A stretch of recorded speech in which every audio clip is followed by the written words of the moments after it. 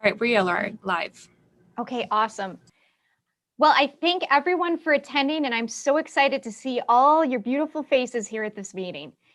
This is part of our series of Zoom meetings to talk about what we're considering for the update for the zoning code.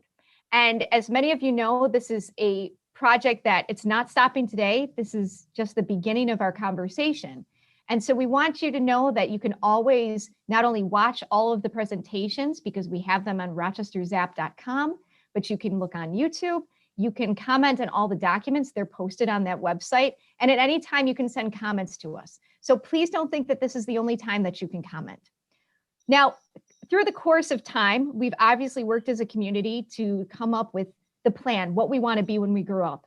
And for this purpose, it really started with Rochester 2034, which our colleagues in the planning department led the way for that. They had some really important conversations that have led us to this point.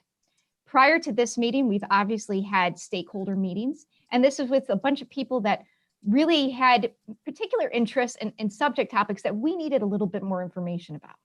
So all of this goes to inform the code, okay? So the meeting today, your comments, your written comments, this is going to inform the written code that we put together with your comments, and of course, our consultant. That will then be released for further comment and further discussion. So again, this is just the beginning of our conversation. So another point I want to make is that we're hoping that we get to everybody's comments today. We're hoping that we get to have a conversation not only with City Planning Commission, but with the members of the Zoning Alignment Project team that are here. But if we do not, and we feel that we need additional time, another meeting will be scheduled. So if we're getting too close, don't worry, we will do more of this, okay? Let's talk about how today will function. Everyone gets 5 minutes to speak. My colleague, Anna Keller, who I think everybody knows, who is a staff person to City Planning Commission, will be timing everyone. At the 1 minute mark, she will give you an actual, you'll be viewing her go 1 minute. She will then do that again for 30 seconds, okay? And then she's going to sound a buzzer. So it's going to be a little bit like a game show. But we want to give you this opportunity, the 1 minute, the 30-second warning, to maybe get a chance to summarize your comments, okay? If you don't get to say everything that you want to say in this arena, you can most definitely provide that via written feedback, okay? After everybody has their opportunity to comment, we're then going to ask City Planning Commission for their comments as planning commissioners. So they will have the chance to listen to everything that you have to say about what we're proposing so far. And then they will get a chance then to speak their mind. Following that, we'd like the opportunity to have an open discussion between staff and Planning Commission to talk about some of the things that were discussed at this meeting. So we're really looking forward to a fantastic conversation. I'm really looking forward to this. It's so fantastic to see everyone. And again, this is a Zoom meeting. It's not the best format, but it's an excellent format as we've discussed. In the fall, we will be meeting with the community in public events. So we're getting there. COVID, again, has made things a little difficult for us, but we will be meeting with the public in the fall. So without further ado, let's begin. Anna is going to be calling everyone. If you signed up and after you're hearing things, you decide, this isn't for me, I don't want to comment, maybe I'll just provide written feedback, you can most definitely say to Anna, I'm not interested in commenting, or pass, or however you'd like to handle it. But again, don't feel that you're limited to 5 minutes. You can provide written comment further, okay? But to make sure that everybody has their say, we're going to limit it to 5 minutes today. Thank you so much, everyone. I look forward to listening. All right, let me just get my handy dandy timer in order. So as Jill mentioned, you have 5 minutes. When you have 1 minute remaining, I'll flash that one symbol, and then 30 seconds remaining, I'll flash that, and then I'll play you a buzzer. So our first person is Mr. Bob Thompson. And you can just start speaking when you are ready.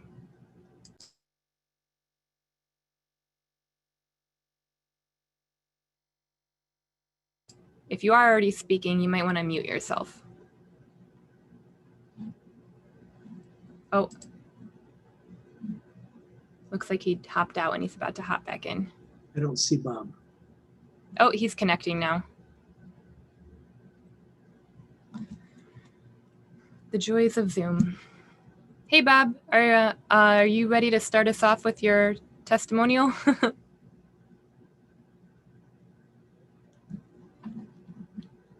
Oh, you're muted right now.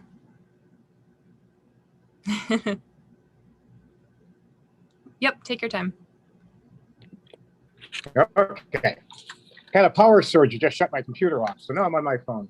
Okay. One thing too, this is totally up to you, but if you find your voice is getting a little pixelated, you might want to turn off your video, and then more power will be dedicated to your audio and instead of being taken away and transferred to your video.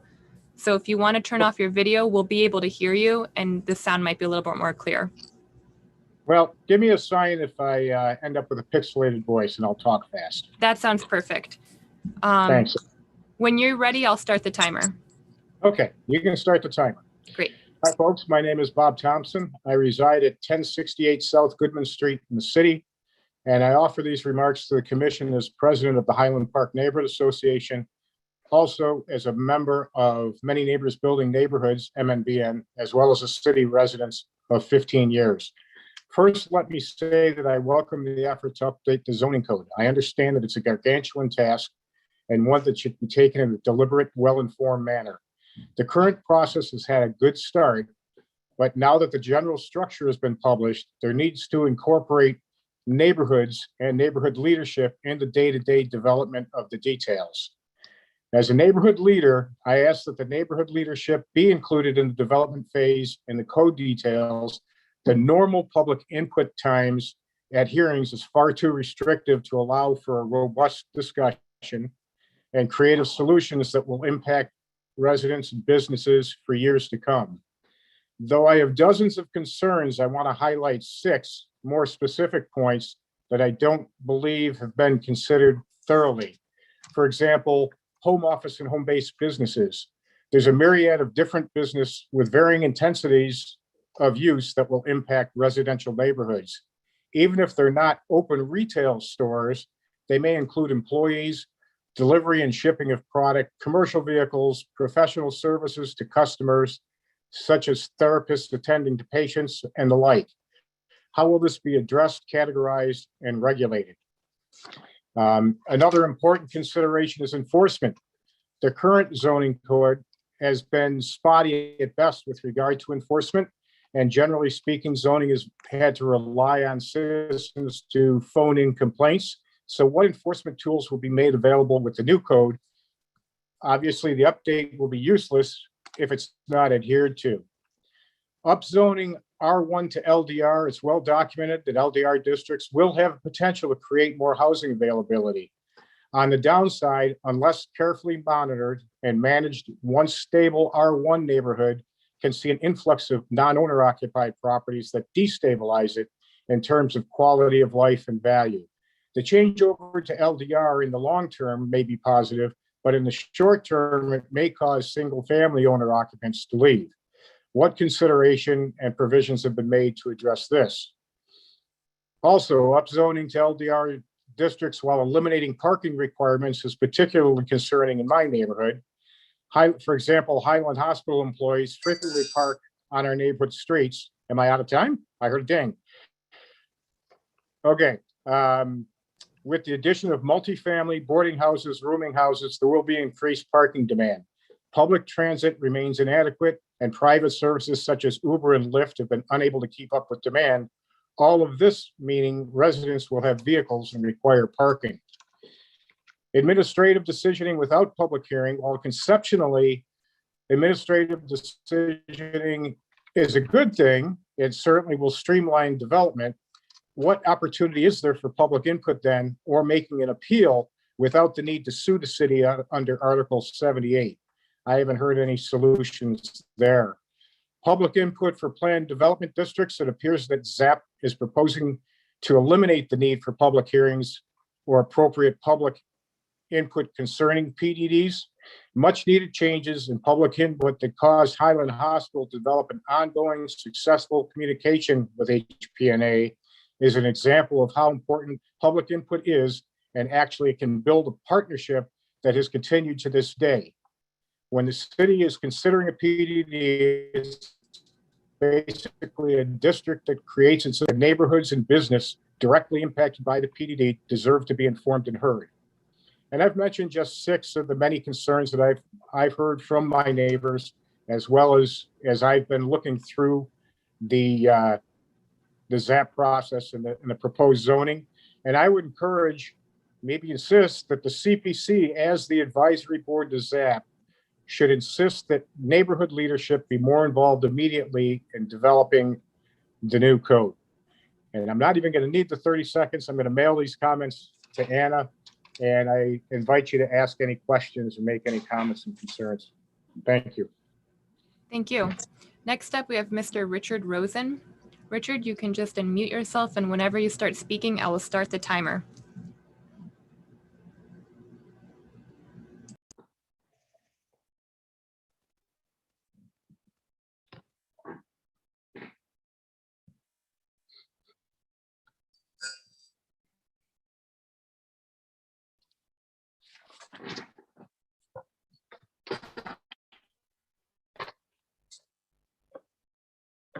Richard, are having trouble finding you. Are you muted somewhere?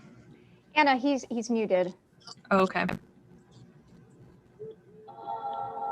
Richard, if you're speaking right now, you'll first need to press your unmute button. I'm going to press a button where I ask you or invite you to unmute yourself. So you can just click the button on your screen.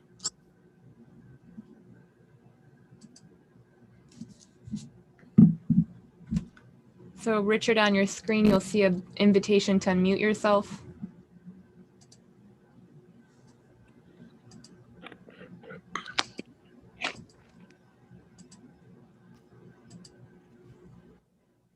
Okay, he's going to hop off and hop back on. Might be some technical difficulties. Anna, if you'd like to go to the next person on the list, we can come back to Richard. I just want to make sure that we are able to get through to everyone. Absolutely. So just fair game, if somebody has technical difficulties, just sign off, come back on, and we'll definitely get you a chance to speak. We will definitely make sure that everyone has the opportunity to speak. So in this case, we'll let Mary Tyndall unmute herself and begin speaking, and then we'll grab Richard later. Hi, thanks for having me on tonight. Thank you to all those that are involved with ZAP. What a tremendous undertaking. And for those giving input and, the leaders.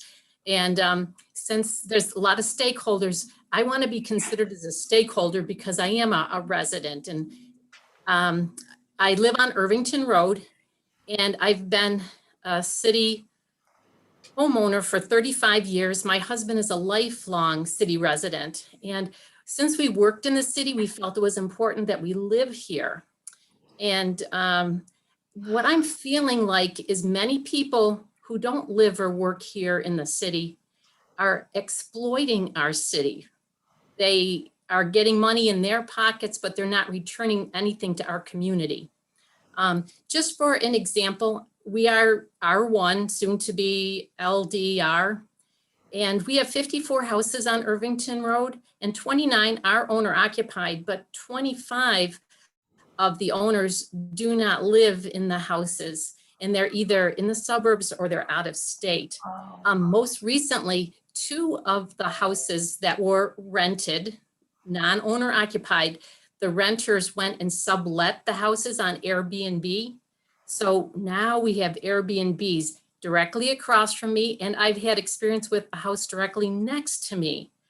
And one of the issues is that it really takes away from community spirit, community mindedness, because people are in just for a very short time, overnight, maybe a weekend, and they don't have any skin in the game. They don't have the dedication to the city that we do, that have been around and own our homes. It's been parking, noise, trespassing, COVID violations, a nightmare. I has been following a lot of the newspaper articles about short-term rentals across the country and I guess throughout the world. But my favorite one is this Wall Street Journal article that was June 21st of this year. And the letter to the editor has this statement: what your non-resident neighbor owner neglects to tell you is that you will become his unpaid property manager calling the police at all hours of the day and night, dealing with all the fallout. So what I would like to invite you, this is one of my points, is when talking about Airbnbs or Verbos, I hope that you have an opportunity to live next door to one or across the street from one as you're making the decisions about how to regulate these. So they could happen next to you or across the street from you, as easy as it has happened to me. So these short-term rentals, are they being taxed as businesses as they truly are? They might look like one family's in there, but somebody's making money and it's not coming back into the city coffers, that's for sure. When I finish speaking, what I want you to come away with is, one, we really do need to balance out how many owner-occupied houses versus rentals there are. There's a tipping point. There's good and bad with both. And just consider that. There's a lot of families that would love to buy a house, particularly in our neighborhood, because they tell me it's one of the nicer neighborhoods in the city. And therefore, they should have the opportunity if they want to. But so many times a house just gets scooped up by someone who wants to make money off of it. They're not really interested in the well-being of our community or our city. So consider a way that they can still be homeowners if they want to. Also, enforce current zoning laws or enforce the new zoning laws. And if you don't have enough staff to do it, if you could get adequately staffed, because that would take us a long way.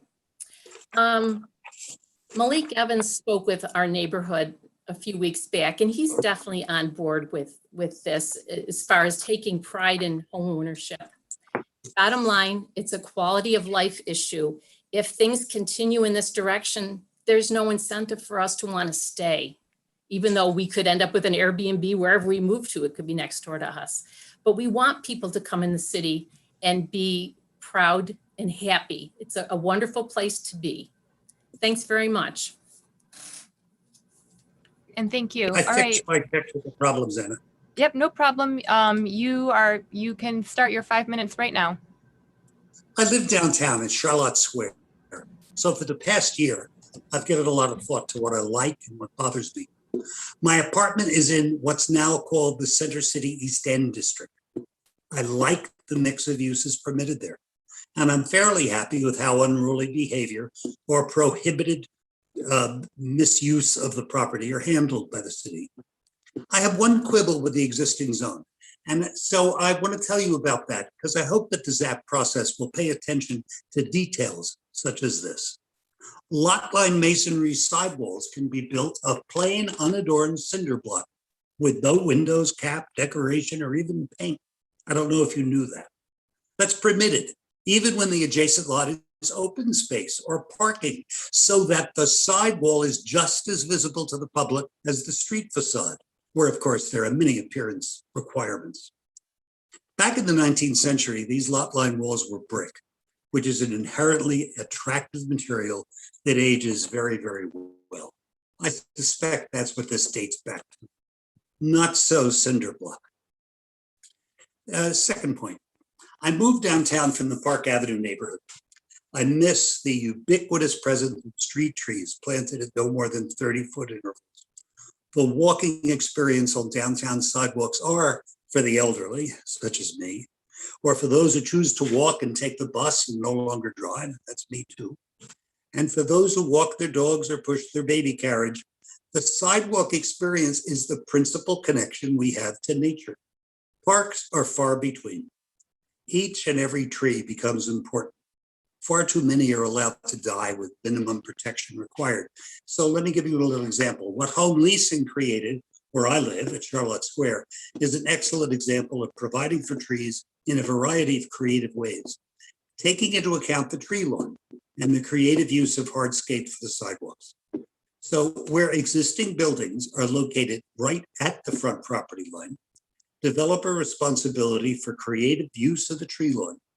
And even in some cases where the tree lawn was previously paved over, that should be removed. It should be restored to its original intention. And that could be required as a substitute because of the zero setback, together with requirements for tree planting along exposed sides. Tree health should be an owner's responsibility and no less important than building and fence surfaces.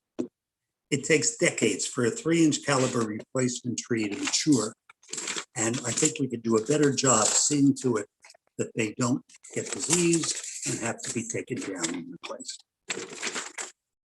Lastly, I follow the deliberations of the Design Review Committee. Their input has resulted in the improvement of several projects over this past year and a half that I followed. Their recommendations are, however, just advisory. The manager of zoning decides which are important. I think that's too much responsibility for one person. I would like to see a more transparent process so that there is public input and a hearing, and then consideration or actual adoption of the recommendations by the professionals of the committee could be undertaken by the applicant. If the applicant chose to appeal, then the full planning commission should have the final word. So those are my 3 initial comments for this excellent job that you are doing. Thanks for your time. Next, we have Molly Gaudioso.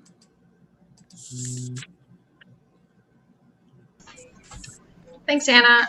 I don't have much to say at this point in time, just more kind of curious as to where things are going. I do have a question. I apologize. I came a few minutes late on, so if this was already addressed, just let me know.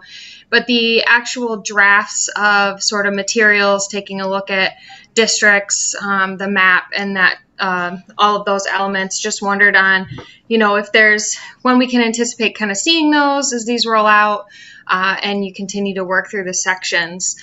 I guess I'd like to put a pitch out there and advocate for the removal of single-family exclusionary zoning, where we can throughout the city. I think there's a lot of places that it's shown that it's just not working. We've had it and there's disinvestment and it's, doesn't provide a lot of opportunity for some people. And I also would like to echo the concern of some of the pieces that we could address moving forward with review that do become either exempt or sort of waived at an administrative level. So I agree kind of with the previous comment that, plan review and pieces like that, utilizing some more of that board input. So that's all I really have at this time. Anna, I can answer that. So as far as when is some of the code text going to come out and the mapping, we anticipate in the fall having meetings with the public. So that you will hear about that very, very soon. And we're very excited to see people in public. So this is exciting for everyone. So count on that in the fall. Next, we have Robert Keck. My name is Robert Keck. I'm a 45-year resident of the city, a 23-year resident of Grove Place, and current president of the Grove Place Association. About 2 years ago, I, on behalf of the Grove Place Association, submitted a referral to the City Planning Commission of a site plan approval by the manager of zoning for a project in our neighborhood. In doing so, I, along with the neighborhood, learned a lot about the way zoning works in the center city. It's fair to say we were surprised at what we learned. The comments that follow reflect part of what was learned during the referral process. To start off, I was surprised to note that the zoning in the center city merited only 1 paragraph in the March 31st ZAP report to the City Planning Commission. A city's downtown is arguably what gives it its identity, and so you might expect that it would merit considerable attention. In addition, the current downtown zoning is badly flawed and can use extensive rework. More than a paragraph would seem to be in order. The current design-based guidelines for the center city are overly prescriptive, difficult to understand, and unlikely to actually result in better design. A form-based code would be easier to understand, and by virtue of allowing more flexibility, might actually result in better design. In addition, the current design guidelines are just that, guidelines. The manager of zoning is given enormous discretion to waive those guidelines. I would maintain that no individual should have so much discretion. Beyond that, the way the distinction is made between major and minor site plans is complicated and confusing. Even with the major minor site plan distinction made, it is essentially meaningless since any input from the project review committee required by major site plan review is non-binding and can be ignored. While written input is accepted from the public, it is all too easily put in the file and ignored. My experience suggests, for example, that the project review committee never sees the input from the public. I would suggest that rather than trying to rework Rochester's current zoning for downtown, it'd be far better to start with code from another city which utilizes form-based zoning. Buffalo's unified code, which is relatively recent, would be a good starting point. In particular, as far as zoning administration, Articles 11, 12, and 13 are good starting points. These place the responsibility for major site plan review in the hands of the Planning Commission, which has the considerable advantage of better public notification and better mechanisms for public input. Public scrutiny is important for many reasons, if for none other than zoning staff has been known to overlook things. Starting with the Buffalo Code has the advantage that the city's zoning consultant is already intimately familiar with it. The single paragraph in the March 31st report suggests that current zoning for downtown is too granular. I disagree. Downtown should have multiple form-based character districts, with the allowed forms varying from district to district. While the current boundaries should be reevaluated, without multiple districts, new development downtown is all too likely to consist of uniformly boring 4 to 5 story buildings. Maintaining the distinctive characteristics of the various areas downtown is an important part of placemaking, one of the components of the 2034 plan. I have observed the 3 presentations the ZAP team has made to the City Planning Commission. I've been disappointed. There are numerous topics that concern the overall scope and vision for rezoning in Rochester that should be being discussed with this committee and the public. And instead, the discussion has been about minutiae, such as the definition of a hotel. Now that COVID restrictions have been lifted, I believe the ZAP team should make a far greater effort in community outreach and offer in-person workshops where there can be a true back and forth exchange between the team and the public. The current plan to simply present a draft code in the fall and then solicit public input is not likely to work well. I urge the members of the City Planning Commission to take an active interest in the ZAP process and not just rely on periodic updates made at the discretion of the ZAP team. I also urge the Commission to solicit input from the public itself so that it can evaluate the ZAP process if the ZAP process is fully engaging the public. Thank you. Thank you. Next, we have Ida Perez. I did not see her. Ms. Perez, are you present with us? If not, we will move on to the next person and we'll circle back later in the evening, make sure that her comments get captured. So we'll move right along to Mike Green. Mr. Green, are you here with us? Either Ida or Mike can speak up and unmute themselves.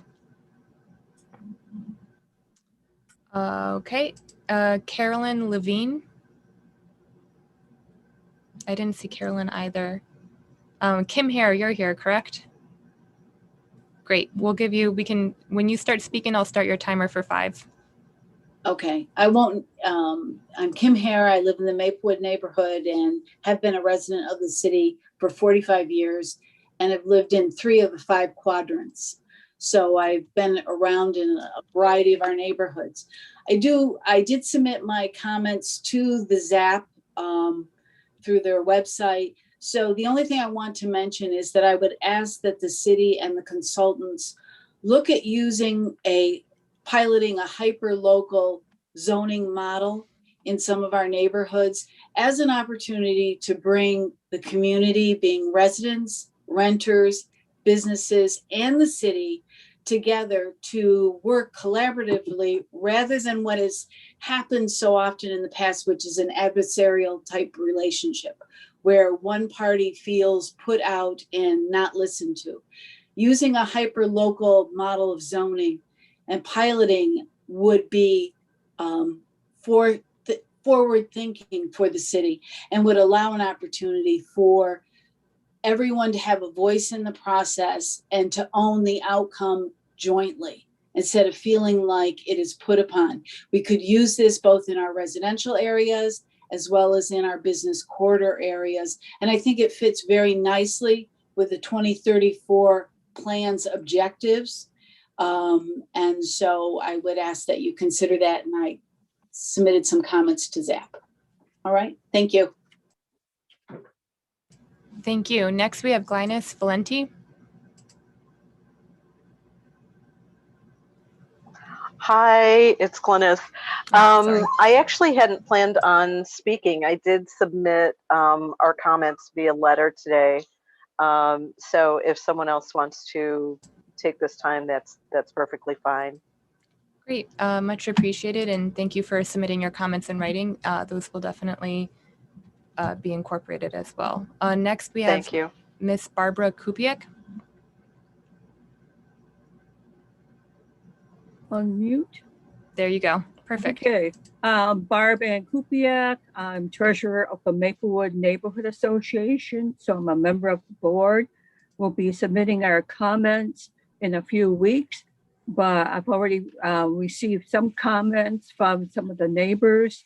Maplewood is one of the larger, from what I've seen on the zoning map, the R1 districts. So a lot of the one owner homes are concerned that we have an increase over the last few years of rentals. And right now they're 2 apartments and they're concerned, well, 4 apartments, we won't have room for parking. There'll be more violence. And so we have neighbors that are concerned about that transition. And I was just wondering, my own comment would be, when will we know what street will be affected in each neighborhood regarding R1 to the new, let's say, 4 units per household? That's all I have.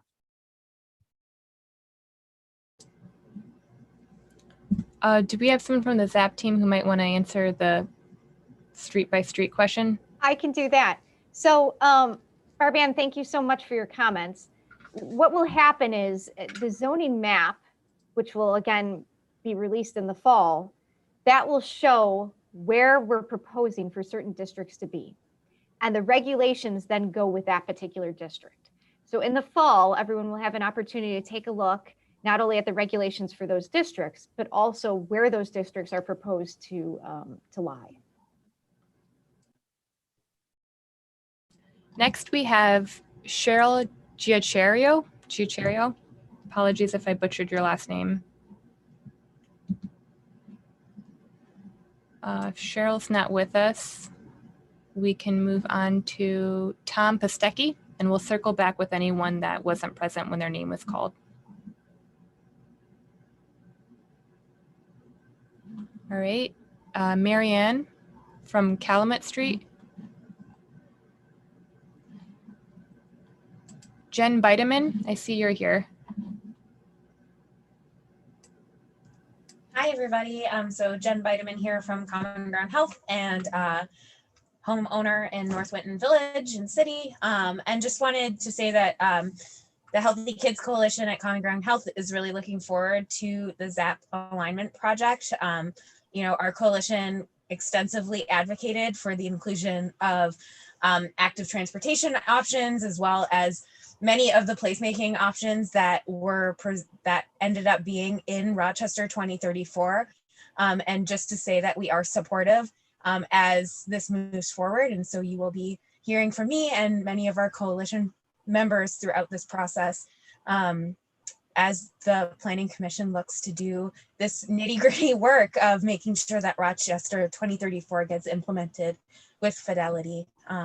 So just wanted to say that we are a supporter of this work.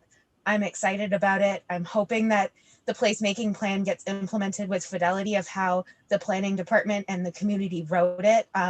You know, it's very important for all users of the road to be able to use our city and have that access to the many great things our city has to offer. So just wanted to put that in, that we are supportive of this work, and you'll hear from us over the next year as this moves forward. So thanks.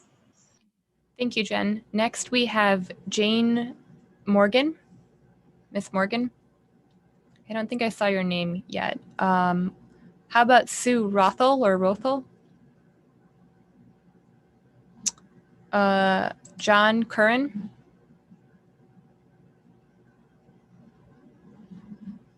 Suzanne Mayer? Great.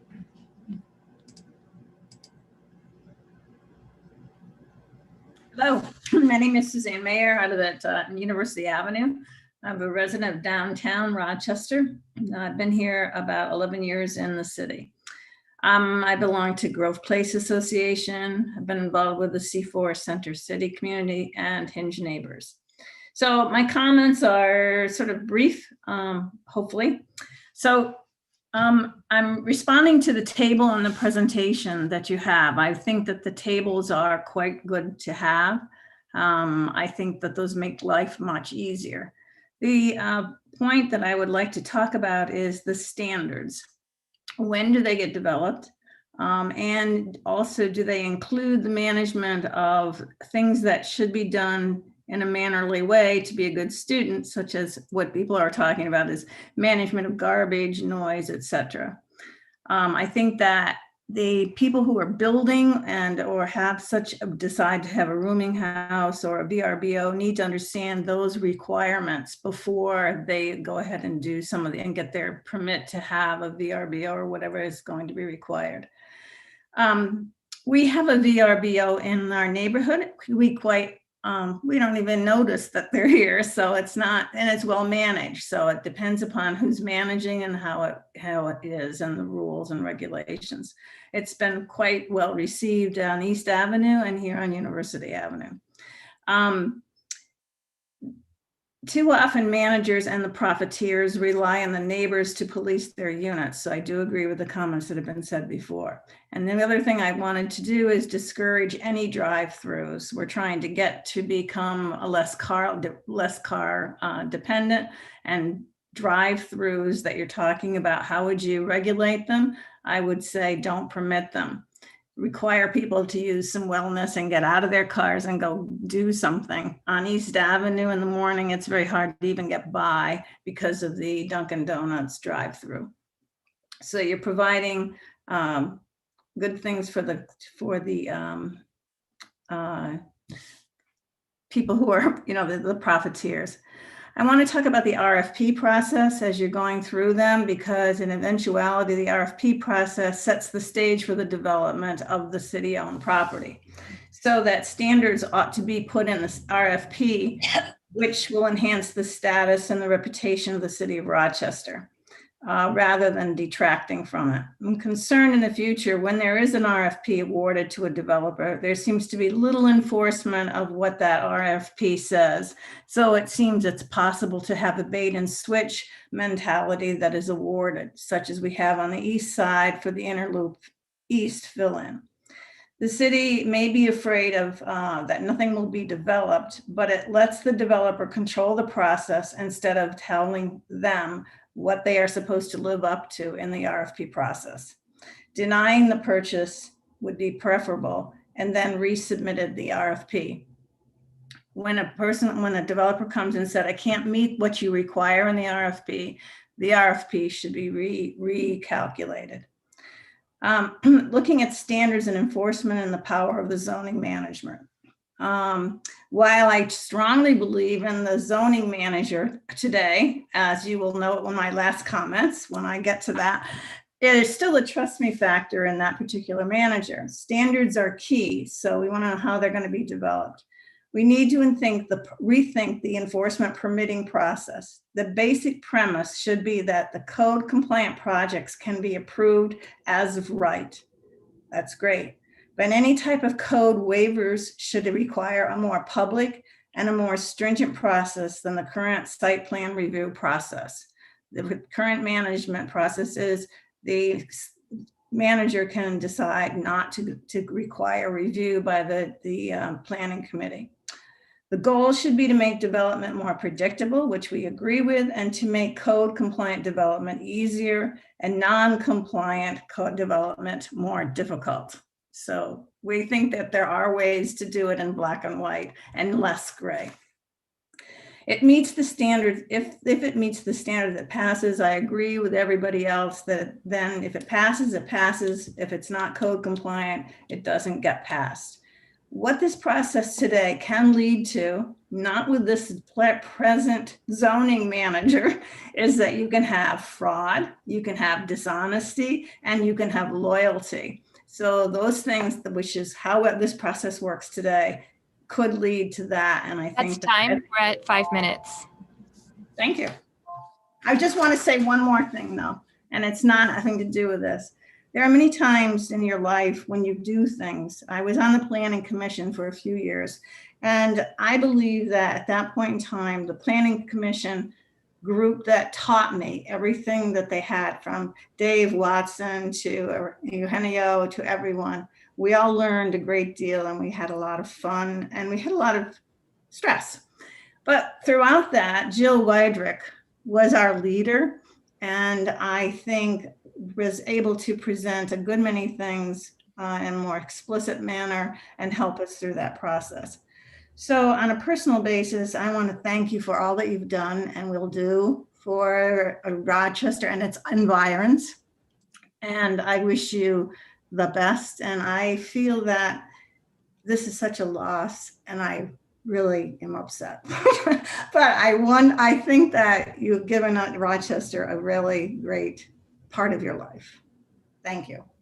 I don't want to comment too much, but Suzanne, thank you a million times. And it has been my true pleasure and honor, and I don't want to get teary to serve all of you. Next, we have Jeanette Clark Hazlitt. I don't think I saw Jeanette on here. So we'll move along to Pamela Jacobstein.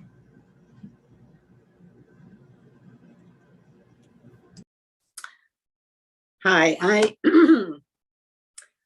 I live in the South Wedge. I've been in the city for 50 years in various neighborhoods, and I've been involved in teaching students around the city of Rochester. So I've seen quite a bit of neighborhoods that I haven't actually lived in. And unfortunately, I am not nearly as well prepared or knowledgeable as the rest of the people I've been listening to. But a couple things caught my eye, and I just wanted to, I don't even want to express an opinion, but I just want to say that these are things that happen to be, they've been things I've worried about and lived through. And one of them comes under the housing section where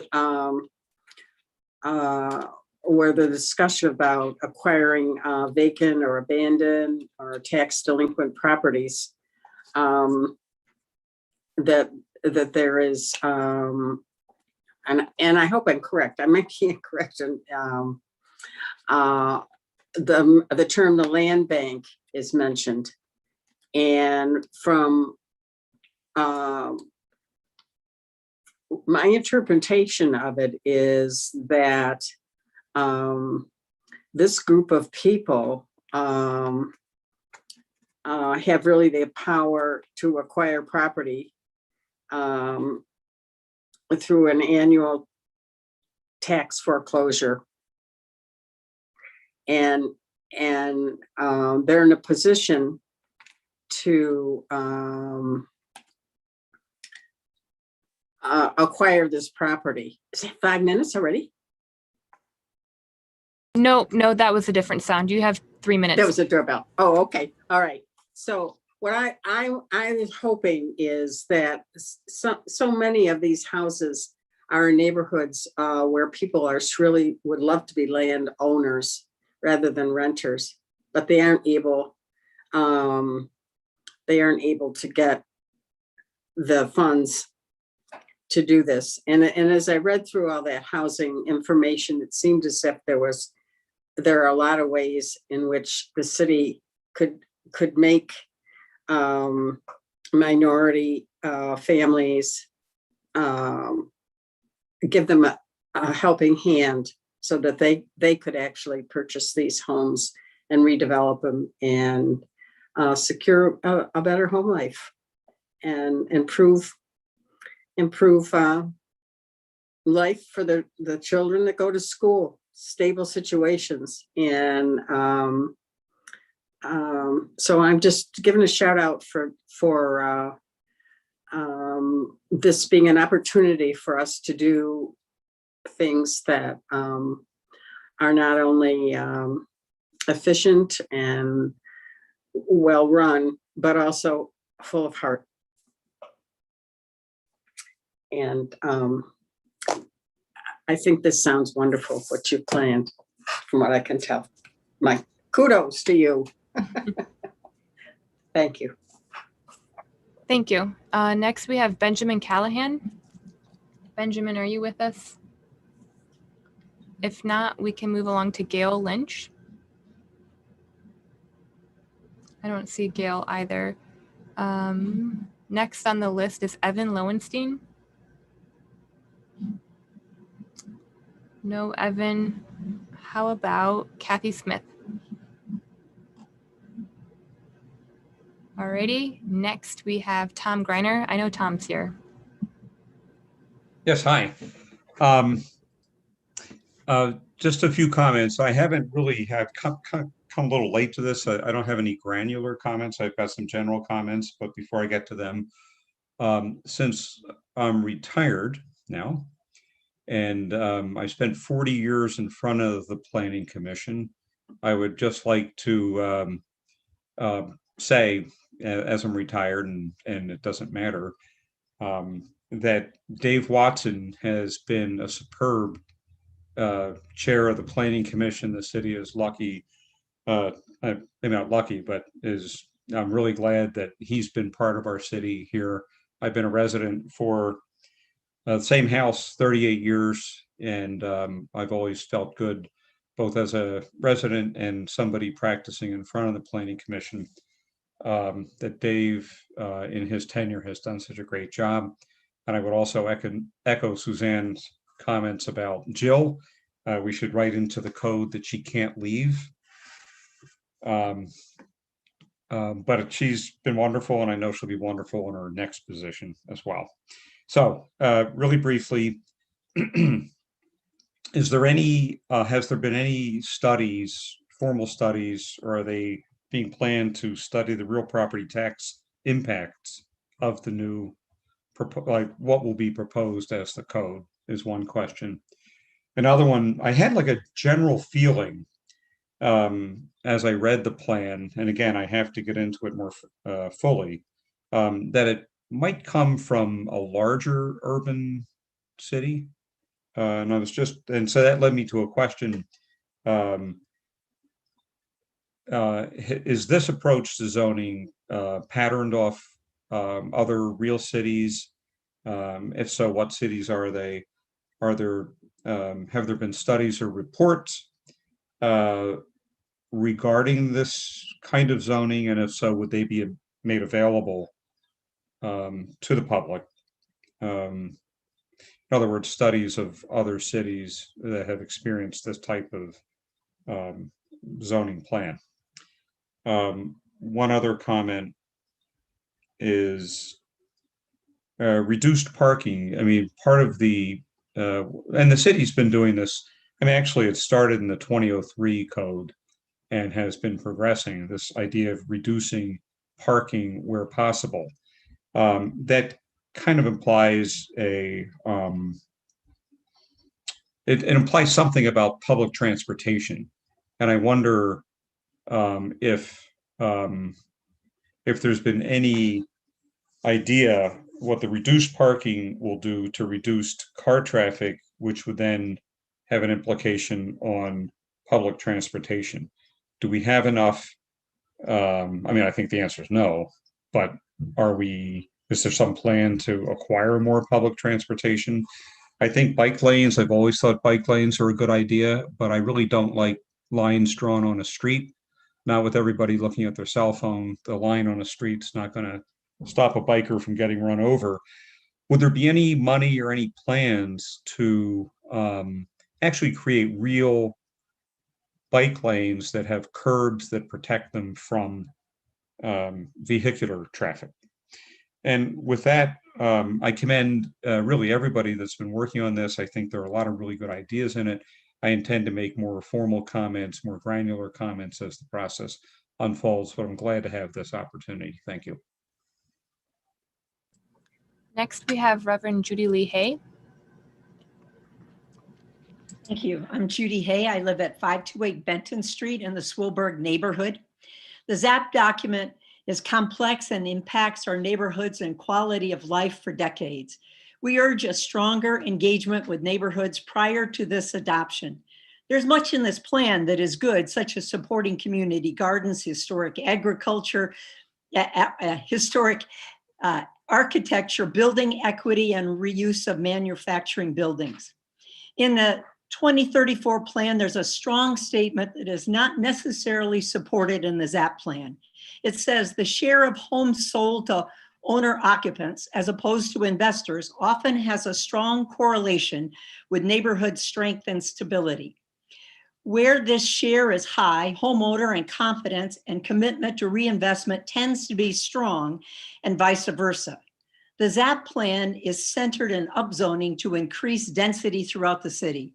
Rather than emphasizing home ownership, ZAP decreases the 33% home ownership in the city to 25%. I think it's the wrong direction for a city the size of Rochester. Many people have moved here and bought a home to be away from overcrowded cities. They want safe, less dense, walkable neighborhoods rather than having to move to the suburbs or the country. Many renters choose that same option to live in a duplex or two-family home and want that same stability, safety, and walkability. The 2034 plan says, housing profoundly shapes our public sphere. I couldn't agree more. Social capital, the network of relationships among people, is supported and strengthened with the stability of our neighborhood streets. That underscores in the 2034 emphasis a plan on home ownership. Why are we not putting more money into helping low-income people get into home ownership? The ZAP plan seems to go in the opposite direction by upzoning, creating more density with fewer single-family homes, therefore making Rochester more a renter city in the future. The ZAP plan in many ways undermines home ownership by permitting single-family homes or doubles in medium density districts to subdivide into multiple units, 3 or 4, thereby increasing again the density that places demands on many of our neighborhoods that already are wrestling of trying to have enough parking. It adds to noise and the overall quality of life for residents and homeowners and renters. Further complicating the stability of neighborhoods is boarding houses or rooming houses and the transient nature therein. Because of the close proximity to the University of Rochester and the pipeline to ROT, investors in our neighborhoods buy single family or double homes, convert them to rooming houses, and rent them to students who are transient. Who benefits? Does this really build social equity, and for whom?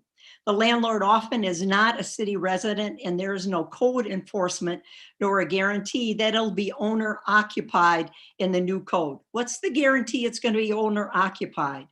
Many of the properties are poorly maintained and thus stabilizing what was once owner occupied streets. It's idealistic to assume by permitting boarding houses that translates to wealth building for low-income people. I've had personal experience with that. I had an absentee at a single family home across the street from me, bought by an investor who began to warehouse 4 to 6 students. They would add beer parties, loud noises, overcrowding, had at least 4 to 6 cars on an already difficult street. Creating a business pipeline with businesses and homes in a residential district must be regulated for impact of delivery trucks, the number of papers, and number of patrons. Who will be doing this regulation for this? And the last is in the planned development district. There is nothing in here that places a major emphasis on neighborhood involvement. So I encourage you to really take a look at that again. As a resident who's been highly involved with Highland Hospital, I have seen firsthand, both in that and the Divinity School, what a difference it makes when the community is really involved in a planned development district. Finally, just encourage more community engagement. Perfect timing. Next, we have Lisa Reagan. Oh, Anna, could I jump in real quick? Anna? Hello? Next, we have, I just want to jump in really quickly here and just comment on Judy's comment. So, Judy, I completely agree with you with regard to home ownership, and the planning office stands behind what we wrote in the Rochester 2034 plan. And we recognize too that home ownership is a very complicated topic and issue for us to take on, and it requires a much more holistic approach than just zoning. And NBD is currently working on some really interesting kind of forward thinking and cutting edge programming around home ownership. And so we on the ZAP team really are trying to protect home ownership, to foster home ownership to the extent that zoning can. But really the programming that NBD is working on is going to be really interesting and critical. And we are going to be at the neighborhood presidents meeting in the next, probably the August meeting now, but to talk more about this holistic approach we want to take towards fostering and supporting home ownership. And we don't need to get into do a date right now. I just wanted to let you know that that's coming up at future meetings and that we do honestly take that very seriously and appreciate your comment. Thank you. I appreciate yours. Thank you. Next, we have Lisa Reagan. Hi, I really appreciate those comments as well, because I'm concerned about who the wealth building will be for, whether it will be for investors or for city residents. My name is Lisa Reagan. I've lived on Linden Street for decades. I helped facilitate the NBN 6 with Reverend Haye, and I'm on the Community Engagement Committee of the South Wedge Planning Committee. First, I'd like to address process. As others have said, it's very difficult for residents to be engaged at this stage. It's almost impossible to find anything on the city website regarding the zoning rewrite. You can't put anything related to ZAP in the search bar and find it. So only those who are already engaged can follow it because they know it's all on a separate website. That's a problem. The zoning code will put the 2034 plan into practice. That means focus, growth, and equity. Equity requires the citizens of Rochester to understand and give meaningful feedback. And that needs to happen before the code is written, not after, when what has been written is so invested in that it can only be impacted around the edges. To have resident buy-in, they need to have more outreach to them and a chance for feedback, not after it's been written. The City Council, when it passed the 2034 plan, required resident input. The current process hasn't provided a sufficient amount of that. It's very hard for residents to understand when the language and the concepts of zoning have been changed in the plan. There are good reasons for that, but it makes it really hard for people who aren't already steeped in this to get it. It's also efficient for the planning and zoning departments to go to the intelligent and committee sitting planning commission members to seek input and feedback. But that's like writing laws for the citizens of a state by going to the judges to ask what they think about it. The judges see things differently than the residents of many city neighborhoods. Those neighborhoods live the benefits and challenges of those neighborhoods every day. And many neighborhood leaders spend countless hours advocating to preserve and improve their neighborhoods every month. They found it difficult to absorb this rewrite and share it with their neighbors to provide responses. That's the group the planners should be engaged with each month during this process to implement the changes that will be bringing vitality and health to our city neighborhoods. This is very important because we all know that the neighborhoods have changed significantly as they've shifted, as others have said, from owner-occupied to investor-owned. Investors have a stake in the city, but their interests are weighted towards extracting value, not necessarily quality of life. Residents live that reality. They've watched their neighborhoods become unaffordable for their children to be able to buy into as property costs are inflated. Focused growth can only happen with equity if the long-term residents of the city have input into the growth that does not favor investors over residents. Some concerns I have about how that happens are intensity of use planned in the residential areas that are not the major corridors for transit. This includes how the uses built on the arterials with 4 and 5 story buildings will exist next to single family homes. There need to be setbacks and limitations put on the ability of investors to demolish the existing industrial buildings that were intended for adaptive reuse under the plan. The current proposals and market conditions provide an incentive to demolish the building to build higher rather than to reuse. This can result in many houses of 1 and 2 stories becoming overshadowed by relatively tall apartments while we lose that infrastructure of post-industrial industrial buildings. And the lack of parking requirements for all but the largest buildings risks burdening the already overstressed streets nearby, particularly for neighborhoods near hospitals, universities, and other high-density institutions like the 19th Ward, South Wedge, etc. They spill over and overwhelm the neighborhoods nearby. And add to this stress, the proposal to allow short-term rentals like Airbnb and rooming houses in low and medium density areas. And you have my street, where even now neighbors who have no driveway because their houses were built before there were cars find there's no parking when they return home with their car full of groceries because hospital employees have arrived for their shift and 6 cars have arrived to occupy the 4 Airbnb rooms in an owner-occupied house. How will accessory units built in garages impact this? And what happens when owner-occupied snowbirds who go away to Florida for 5 months rent their rooms as Airbnb while they're gone? All Rochester residents want wealth building, but how this zoning plan is written will determine whether the wealth building is for Rochester residents or for investors, whether it's for those who have been redlined out of opportunities or for those who participated in the redlining. Whether it's for those who have paid taxes all their lives to the city and want to age in place with their families, or for those who get tax breaks to displace them. Thank you. Next, we have Miss Dorothy Parham. Miss Parham, if you'd like to unmute yourself.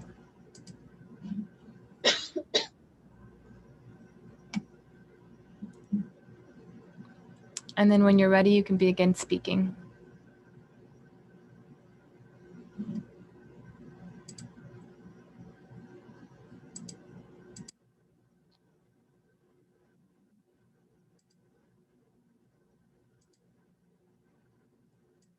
And Dorothy, if you're having technical difficulty, you certainly can hop out and reuse that same link if you're having trouble with the audio. We'll be sure.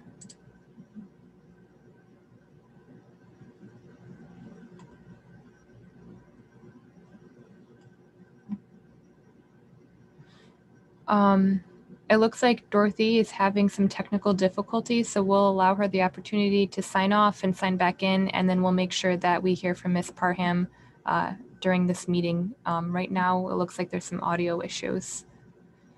In the meantime, I see that Jane Morgan has joined us. Jane, we went over you earlier, so now that you've joined us, we'll unmute. You can unmute yourself, and you have 5 minutes to provide your comment if you're ready.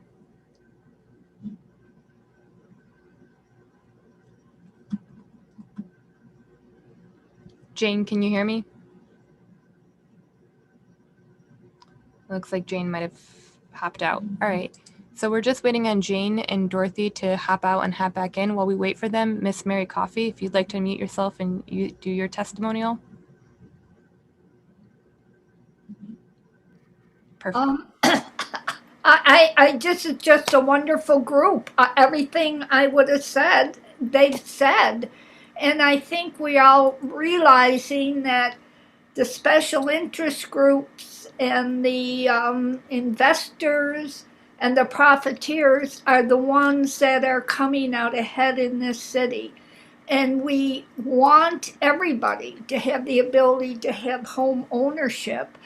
But with the millions and millions that come in for poverty, poverty is not changing in this city, but a lot of people are making money. So to say you want to go now into neighborhoods and break up their communities by putting mini hotels in, transient, break down parking, break down the neighborhood and the community it's just unacceptable. And what we should be doing is instead community building where it's already broken down instead of coming into neighborhoods and breaking it down more. And this group is wonderful.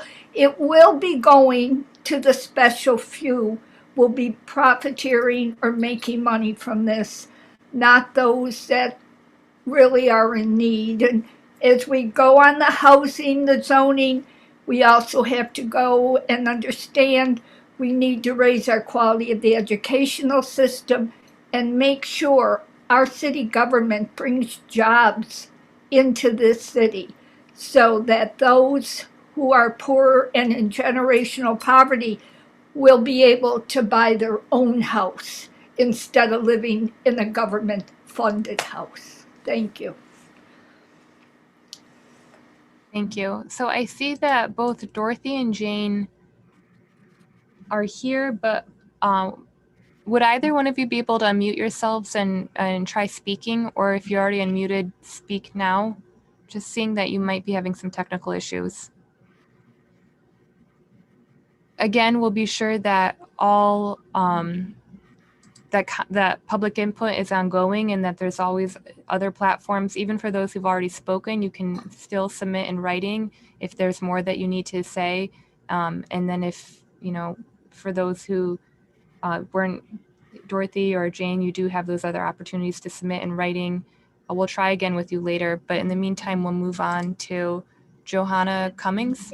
Excuse me, before you do that, can you tell us how long we have to submit written comments? So as far as submitting written comments, we're expecting comments for every step of the process. So, right now the comments directed towards a number of things, mainly the memo that was released on March 31st, and also the different meetings that we've had with City Planning Commission. But we want comments throughout this process. And I want to make sure that everybody knows the website, and I'll get with Anna, who's doing a fantastic job being our go-to person today. I'll get with Anna to make sure that everybody has the website. It's www.rochesterzap.com. And I'll make sure that everybody has the website so that you can go to that link and that you can continue to use that. Great.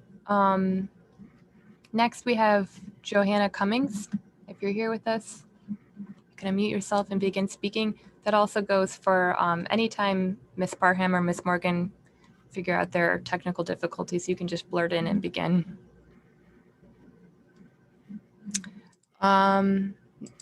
Bruce, are you present? Mr. Mellon? Yes, I am. All right. When you're ready, I'll start the clock for your 5 minutes.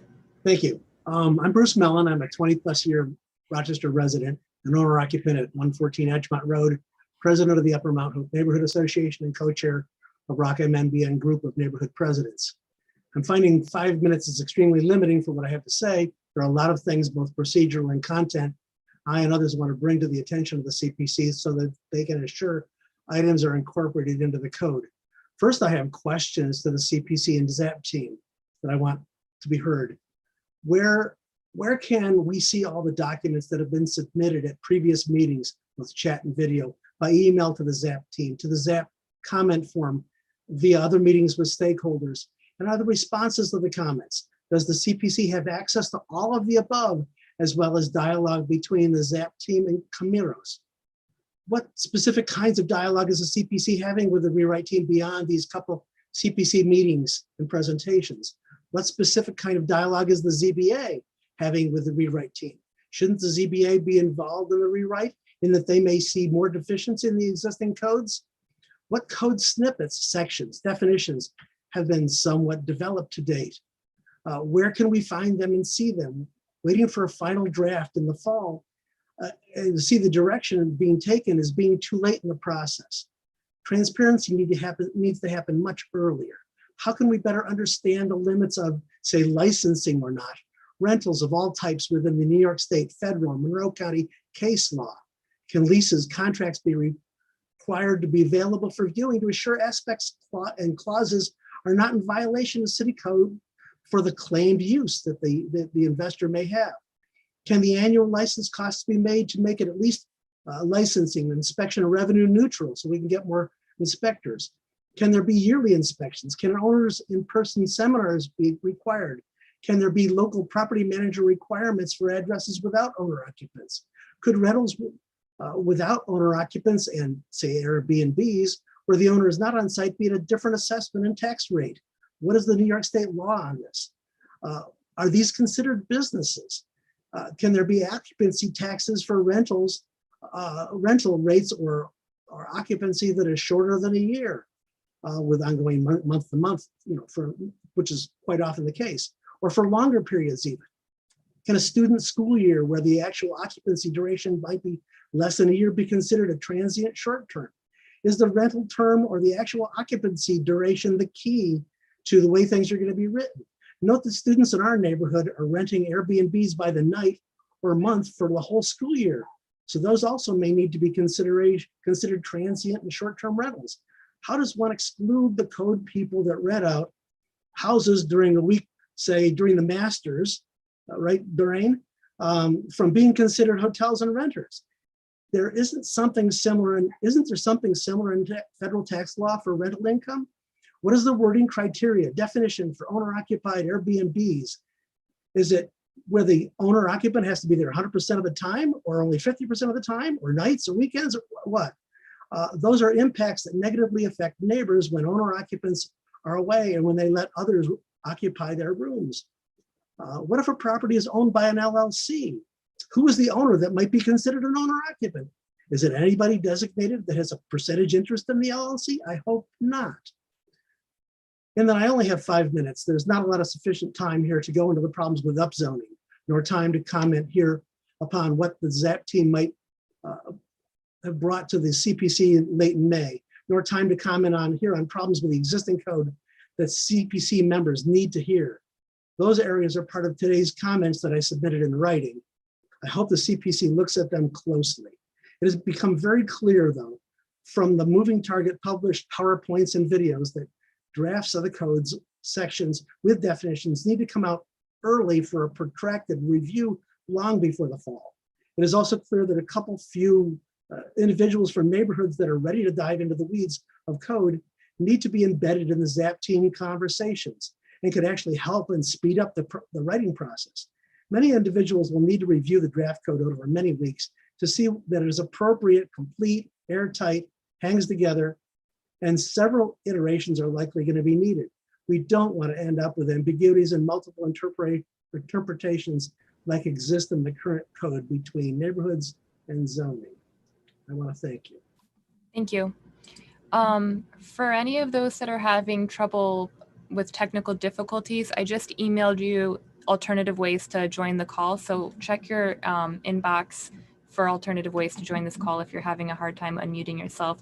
That goes for people that have been called upon but weren't able to speak. We'll give you another opportunity later on in this hearing to test out those alternative call-in methods. Right now we have Jeffrey Baird. Looks like Jeffrey's not with us. Then we will move on to Judith Loeb. No, you're here.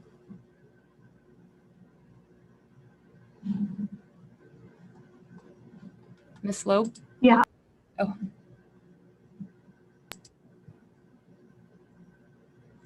Hi. I don't have any prepared remarks. I'm here primarily to listen to other people's remarks, but I am active in the Grove Place Association, and I concur with the comments of Bob Keck and Suzanne Mayer. I moved to Rochester to Charlotte Square 4.5 years ago, and I'm learning a lot about what the city development procedures are. And so I look forward to hearing more about the ZAP program and getting more information in a timely fashion before, as someone else said, before the proposals are a fait accompli. That's all I have to say. Great, thank you so much.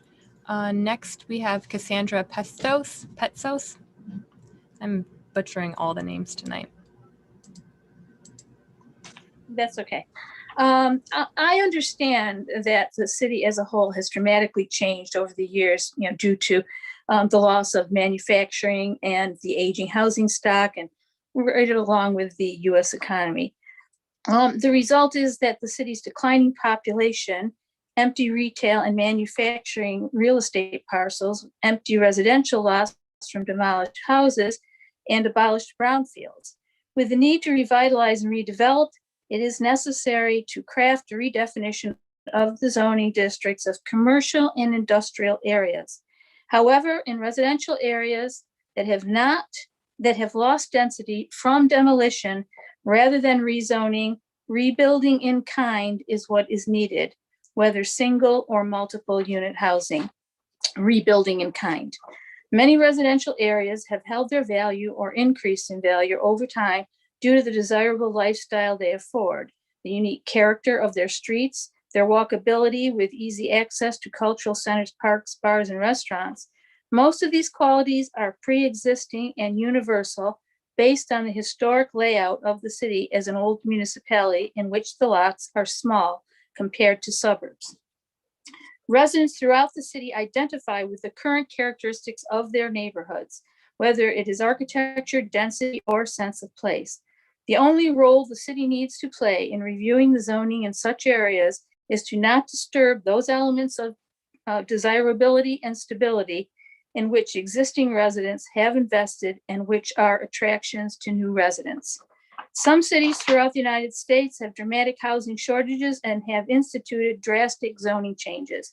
However, given that there is no current housing shortage in the city of Rochester at this time, and there is so much newly converted and convertible multifamily residential real estate on the horizon, including the redevelopment of the northern inner loop, any projected need for quality housing of all income levels will be met by these pending projects. Disturbing the balance, stability, and character of the minority of owner-occupied single-family residential neighborhoods is unnecessary and not in the best interest of providing a diversity of housing and neighborhood styles for individuals and families that would choose to live in the city, if they can be secure in knowing that the properties around them will not be changing in character by the addition of units, whether they are euphemistically referred to as accessory dwelling units or out-and-out conversions. The impact is the same: a multifamily use, less green space to built space ratio, more cars, and paving. And although we all hope that automobile dependency will be different in the future, such a projection may not be realistic and should not be in the foundation that deprives current residents of their choice of neighborhood layout and character presently. Another threat to the character of single-family residential neighborhoods is short-term rental. This type of use opens up opportunities for non-owner occupied investors to exploit city properties for maximum income generation and minimum investment. Additionally, it threatens the quiet enjoyment of neighboring property owners and also has the potential for more vehicles and paved yard area or on-street parking. Traditionally, the increased use of properties in a neighborhood for short-term rental is an indication of or presages neighborhood degradation. With regard to home occupations or allowable business use of homes in low-density residential areas, it would be much easier for the city to let the neighbors or neighborhood identify what is a true commercial intrusion on them.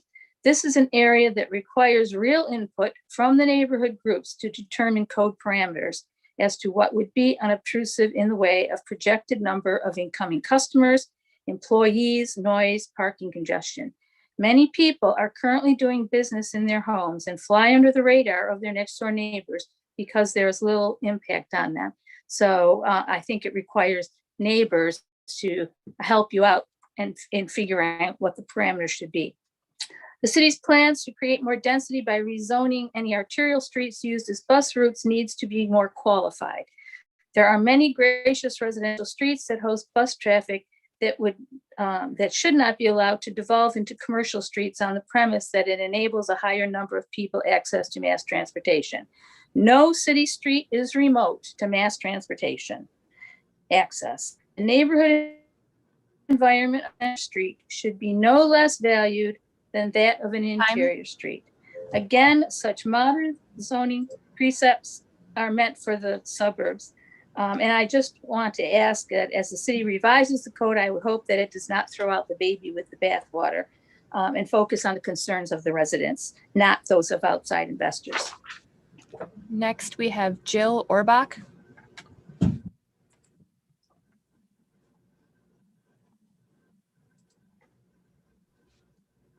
Thank you. I've been listening to everyone, and I've been at Charlotte Square since 2019. I'm relatively new to the city. I like what I see, but I have my concerns, and they've been voiced by others. So thank you very much for your time. Thank you. Next, we have Holly Petsos.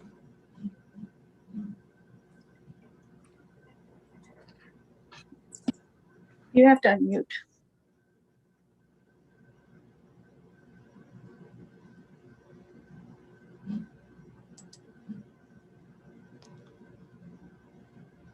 There we go. Hi, I'm Holly Petsos. I'm with the Browncroft Neighborhood Association. I hit the unmute. No. We can hear you. It looks like your video is frozen, so you might just want to turn off your video if you're experiencing issues. Otherwise, we can hear you. I'll restart your time.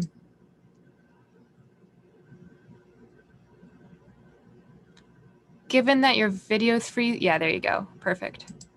Now you just need to mute yourself.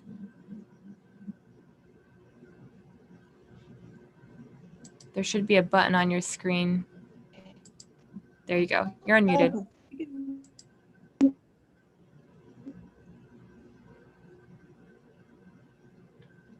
I got it.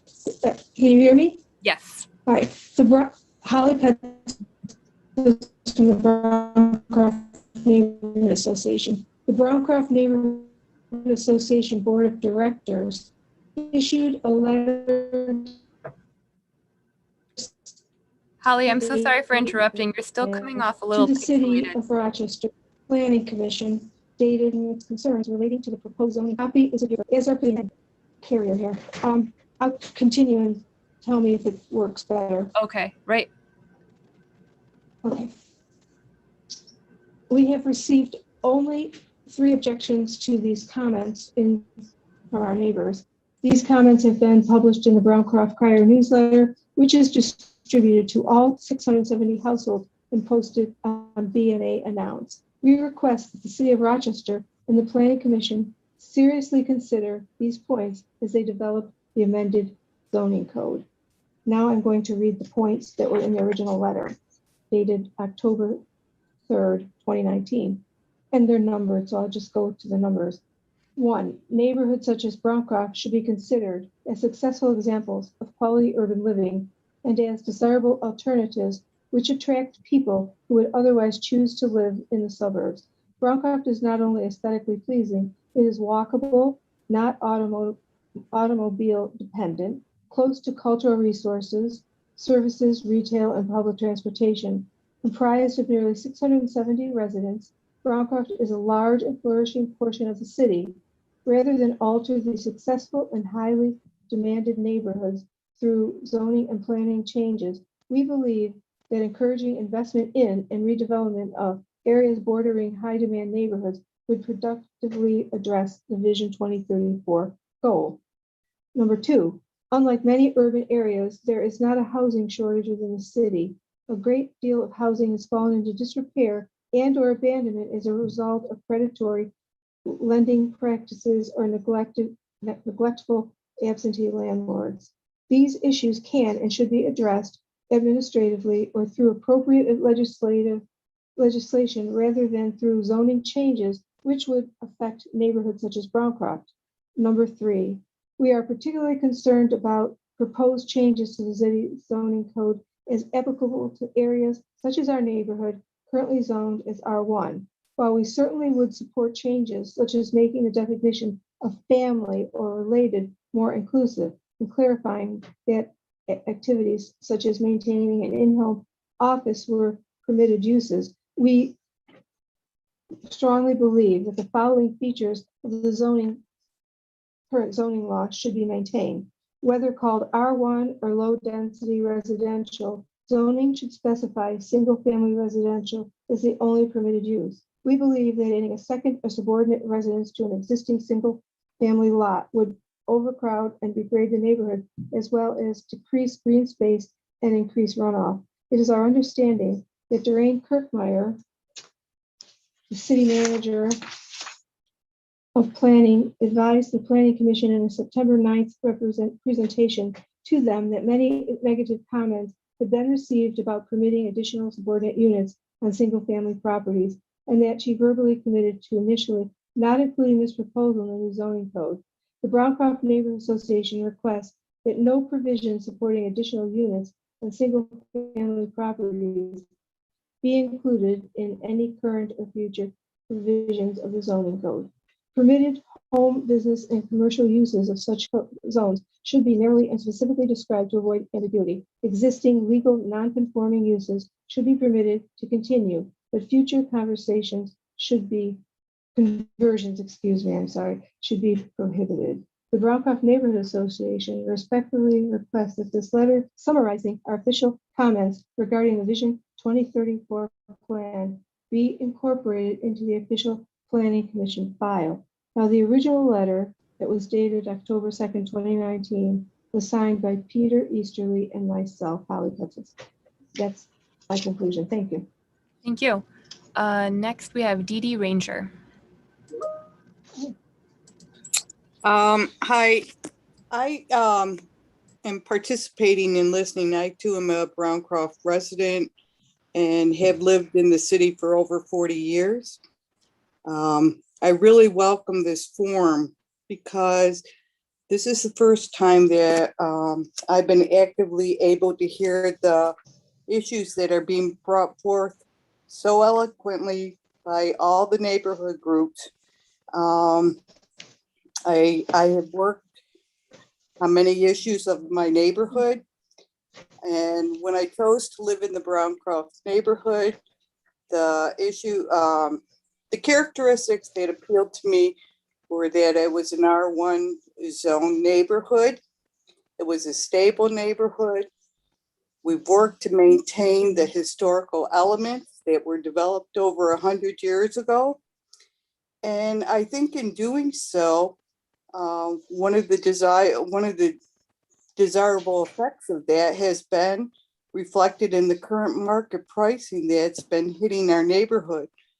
Although having lived there so long, the downside is the tax assessment that we keep being hit with for those of us who have been there for a long time, which I know. But anyway, I do subscribe to what I've heard, like I believe Judith Hayes and Lisa and Bruce, that Holly and Cassie, that I don't think there's been enough input where people feel like they've been heard. I do not feel, I feel like I usually try to stay on issues, but I do not feel like the outreach from the city has made me an active participant as I normally would be. So I applaud the vehicle tonight to start to hear people from throughout the city. And I do agree that better to get it right and hear everybody's input ahead of time instead of reacting to something that gets in place. Personally, I feel like what's happening in our neighborhood, I wouldn't touch something that's working. And so anyway, that's all. I wasn't really prepared to speak. I was just wanting to hear everybody's input, and it's very valid. So thank you. Thank you. I'm just going to put one last plug in. Jane, I see that you've joined us, but that you might not be able to work with your audio. So please check your email and try logging on with an alternative means if you want to participate later on. With that being said, we'll move along to Jason Parchika. Hello, hope everybody can hear me okay. So I am here on behalf of Reconnect Rochester. So for those of you, I think most people have heard of us, for those of you who don't, we're an organization that advocates for multimodal transportation networks in the city. And our goal is kind of make car travel superfluous, if that makes sense. And beyond that, I am also a city resident. I live in the Market View Heights neighborhood, and I'm the owner occupant of a home. That's worth too. We did have some technical changes we'd like to see. We will submit this in writing, or we may have already, but I can run down the list real quick. So for city staffers, if you want to get your pencils out. But basically, for low density residential zone, we'd like it to allow for attached single family homes like townhouses. It doesn't look that's in the code right now. We'd also like for an allowance for duplexes based on a special permit. And of course, we'd also like to allow for accessory dwelling units or ADUs. In medium density residential, the proposed code so far looks good, but we would ask, again, by special permit to allow up to 10 units, especially in those zones along transit corridors. For high density residential, we would ask that any construction front the street. We don't want the street and then a big parking lot in a building. Speaking of parking lots, we would ask for very low parking minimums or no parking minimums. We'd ask for transit seating and shelter requirements based on the number of units. And we would ask for a 6-story height maximum. The current zoning code, to my knowledge, doesn't even have a height maximum. And it's not like there's big towers like casting shadows over neighborhoods. But if there must be a height maximum, we'd ask that it be put at 6 feet. For boutique mixed use, basically everything I just said about high density residential, only we would ask that auto-oriented development not be allowed in the boutique mixed use zones. For neighborhood mixed use zones, again, everything in the high density and boutique mixed use zones, we would ask that the main entrance must front the street. There's been things built out in the past couple of years where the main entrance actually fronts the parking lot that's in the rear of the building. But we'd like to see the main entrance on the front of the street. And we'd ask that you not use a framed base code for this. And then finally, for downtown mixed use, we would ask that first floor commercial spaces remain a priority. First floor commercial space doesn't necessarily have to be retail. For example, like a bookstore that offers food service or something like that, but we would like to see it remain a priority. I know it's kind of downplayed in the existing plan.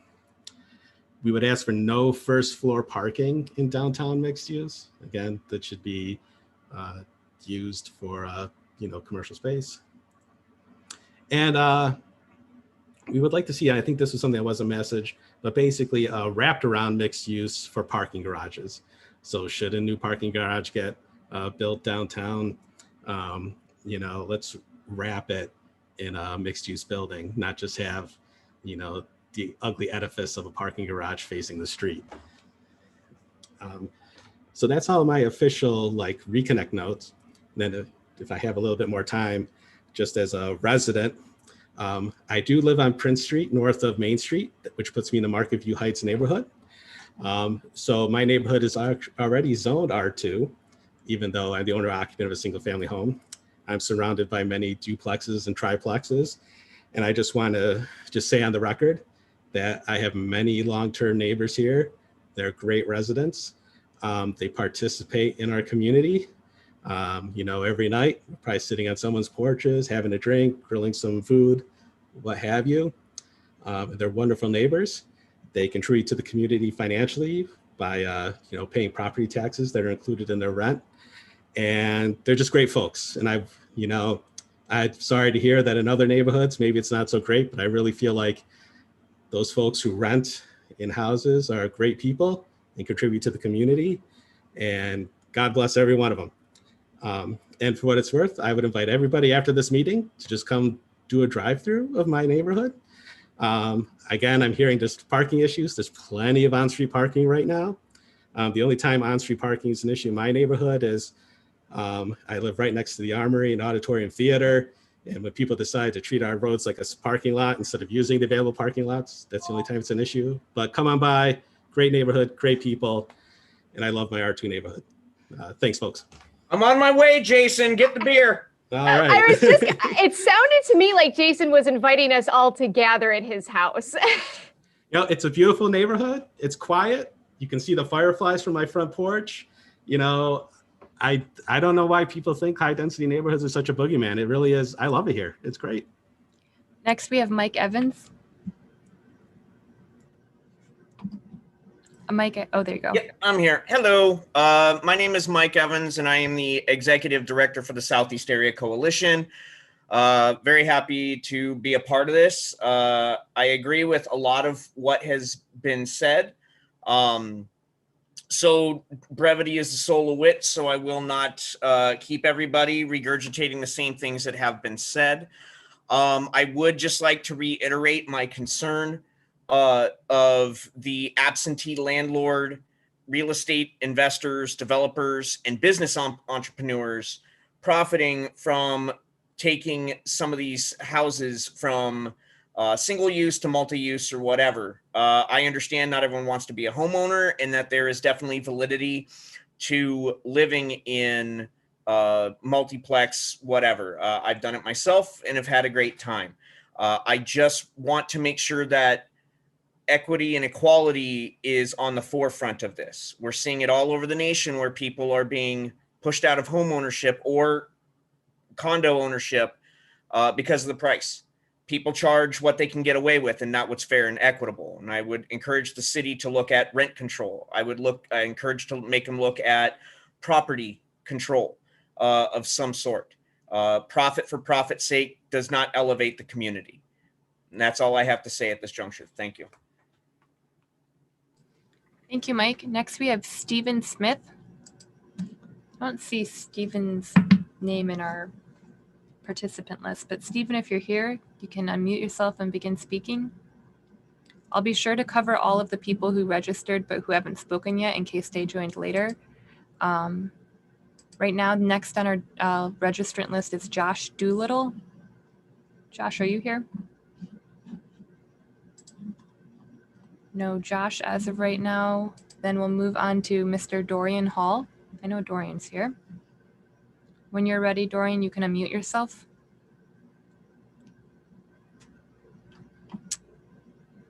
Or we can just circle back with him. Paul Miner, are you here? Oh, wait, Dorian's back. Dorian, if you'd like to speak, you can speak.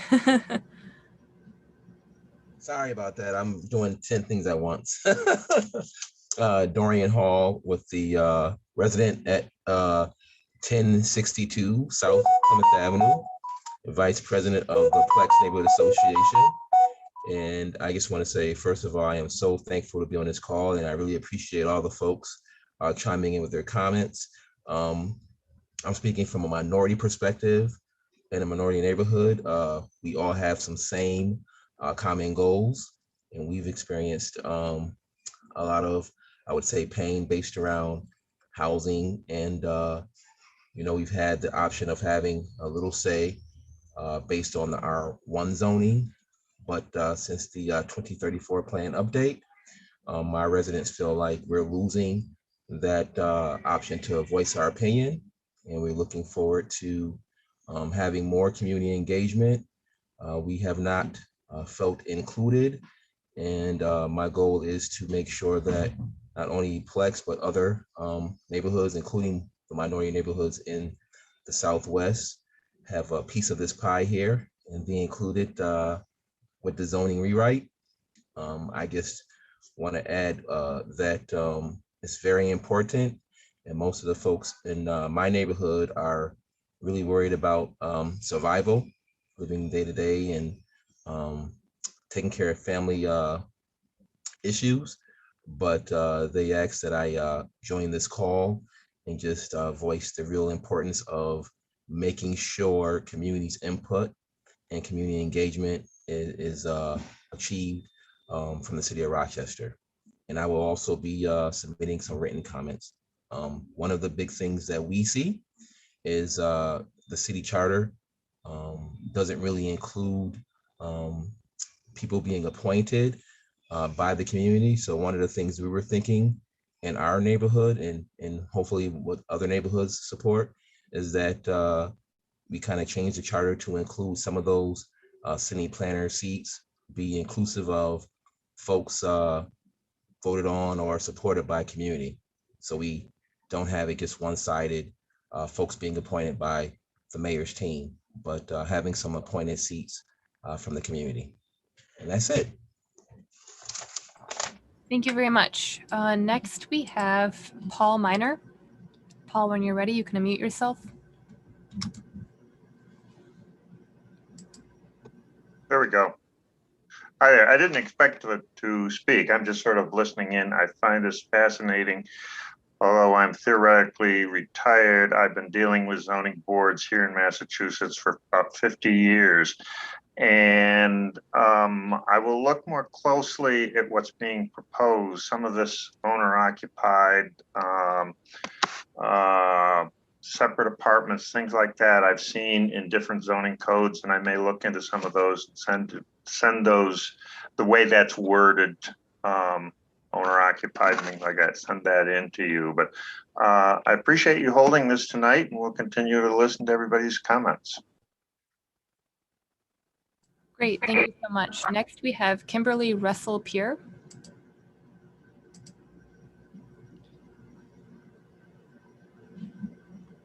Hi, everybody. Thanks for giving me the opportunity to talk tonight. A little bit of background. I've been a downtown resident since 1997, and I'm the immediate past president of the Grove Place Association. I've also been involved with the Center City Community Coalition and Connected Communities in the Beechwood and Emma neighborhoods. One of the things that I think we need to look at as a group is the economics of development. I think we need to look at to protect current owner occupants against gentrification. We really do need to look at homestead provisions, and that's something that might be outside of the scope of this group, but something that we need to look at as a community. Also, you know, people move to neighborhoods of choice, whether they're renters or whether they are owner occupants. And the placemaking concepts that have put forth in 2034 are very important and things that we should look to guide our development, and how we incorporate those provisions into creating zoning for the communities in which we live is key. We all live in very diverse neighborhoods. Swillburg is incredibly different than what we see at the East End where I live, or in Grove Place where I used to live, or in Beechwood where I've had a lot of experience. So when we're talking about owner occupancy and how that happens, let's look at what makes that attractive. What are the economic factors that make that work? And if we really want to encourage owner occupancy in our city, how do we encourage that in a way that is financially viable for those people that are currently owner occupants and those people that we're looking to attract? That's not necessarily a zoning issue and might be outside of the scope of what we're talking about, but when we're looking at the big issues our city has to consider, these are things that we need to talk about. We need to support successful neighborhoods. And we have a lot of the people that are representative of those neighborhoods around this table tonight. You know, I look at what Judy said and what Bruce said and what Bob Keck said and what Suzanne Mayer said. And we're each different neighborhoods. We cannot put a cookie cutter approach to what works for our unique individual neighborhoods. What works in Grove Place in the East End is very different than what's going to work for density when you're looking at Beechwood. So let's look at what I'm encouraging is a very micro approach to how we look at what works from a zoning perspective. So let's look at that. We just need to, what works is not going to be uniform throughout the city.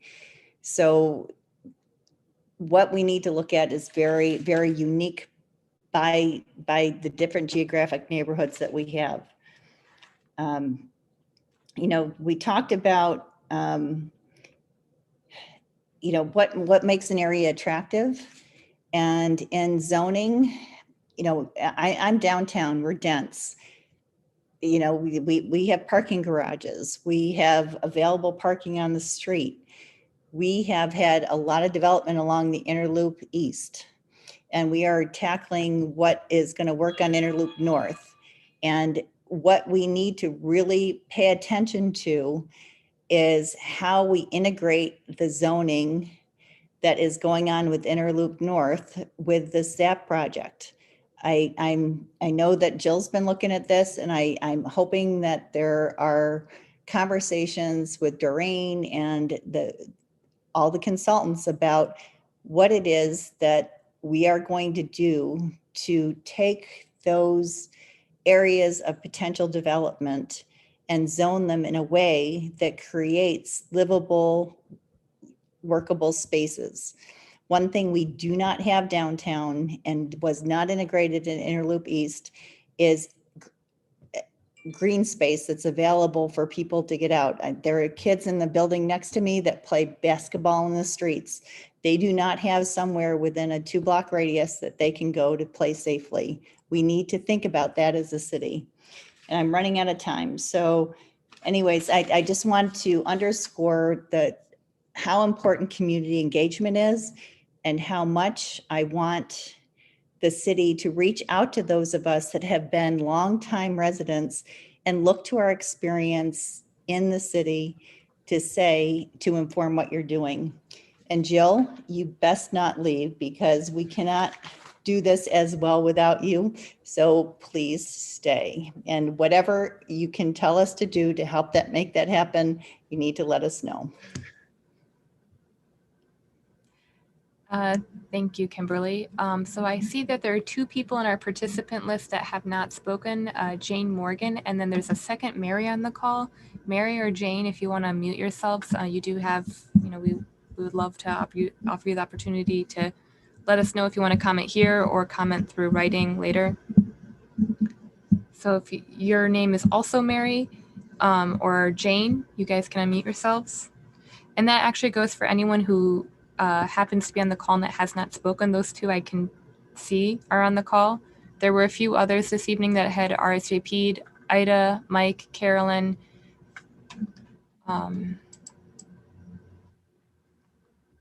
and Cheryl, Tom, Marianne, Jane, Sue, John, Janet, Benjamin, Gail, Evan, Kathy. For anyone that's registered, you can continue to provide your comment to this team. You can mail planningcommission@cityofrochester.gov, and we'd love to hear your feedback. So if anyone who hasn't spoken, you know, you can unmute yourself now. Otherwise, I guess we can allow some time for the Planning Commission to respond if they have any kind of initial reaction that they want to share. Anna, I just want to jump in before Planning Commission starts. If anybody has heard anything and they thought, oh, gee, I want to add additional comment, please don't think you're limited to one comment. You know, we hope that this conversation has maybe put off a light bulb for you and thought, oh, I forgot to comment about this. So be sure to submit all your comments, multiple comments if you'd like, to Anna, or else, of course, on our Rochester Zap website.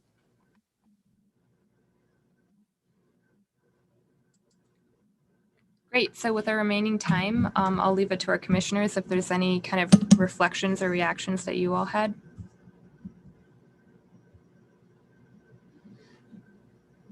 Not to put you on the spot. No worries, Anna. I just want to say thank you to everybody that showed up tonight. Community involvement is paramount in this process.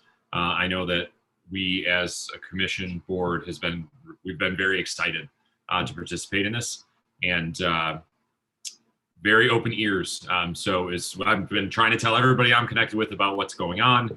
I hope that you are all doing the same. I know the city is doing the best it can, hopefully always refining that process to get the word out so we can get as much feedback as possible, and keep coming with the good ideas, and we will take them as we go. Thanks. Thank you, Brad. I think I will have to say the same thing. I want to thank everyone that took the time to express your feelings. I think we work for you guys. We're trying to do everything we can just to make sure that we live in a city that is suitable for everyone and everyone feels happy. So I am glad that you guys took the time to let us know what you need and how you feel. And that is essentially what we need to make our job better. So thank you, everyone.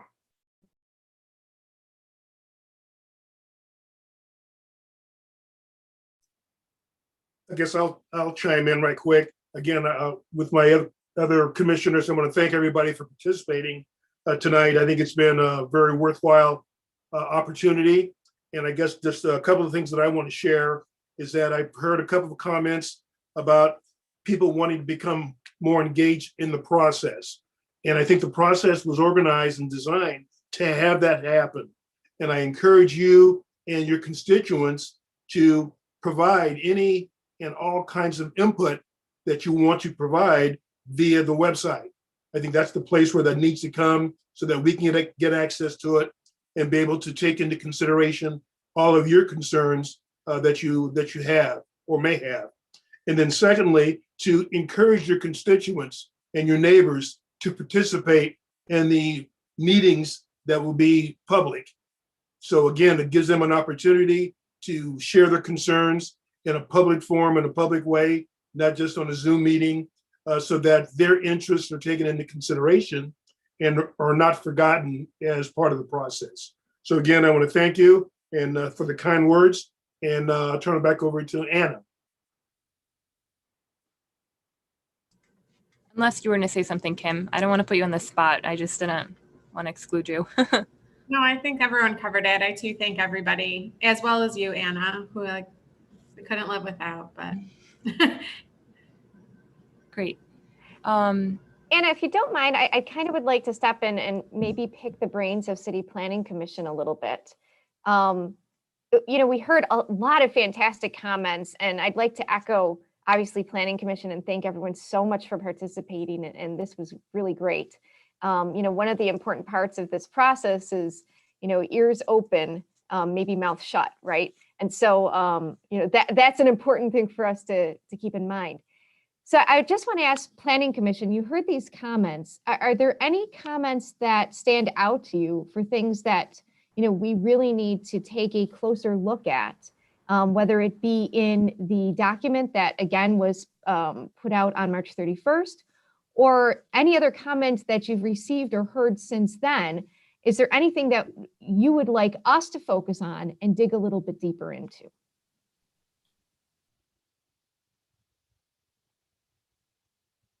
And I'm putting you on the spot. I realize that.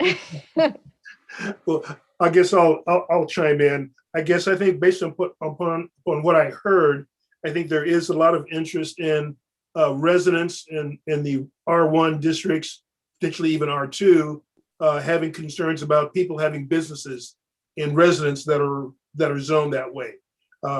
Airbnbs, VBRBs, those kinds of businesses that have temporary residency, and how those businesses are affecting the neighborhood, and issues around taxing and business ownership, licenses, those kinds of things. And again, I think that might be something that we may want to take a little bit increased look at, and look at the options that may be available to us.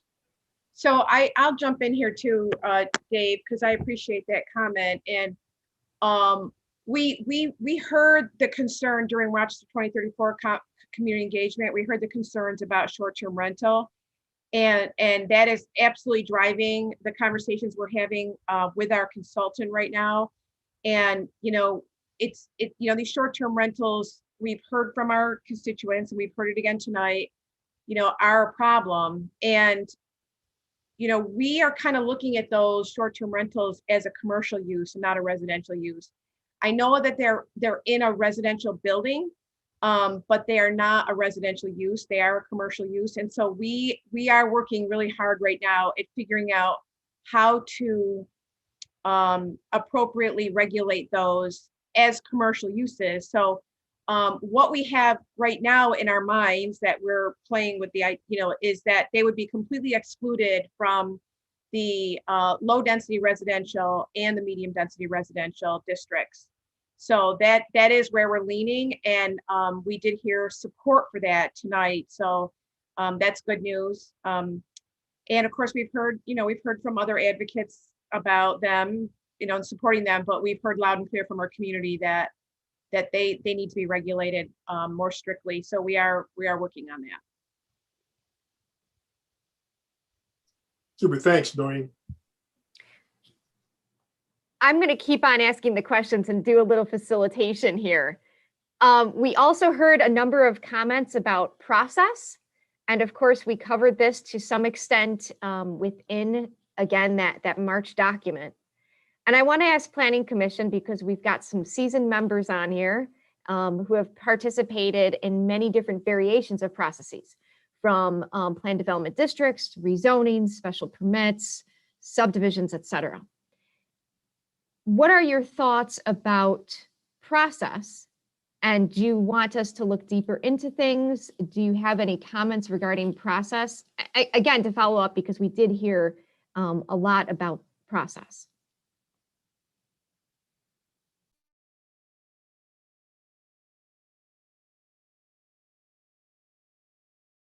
Did I just hear that Planning Commission wants to be responsible for every process?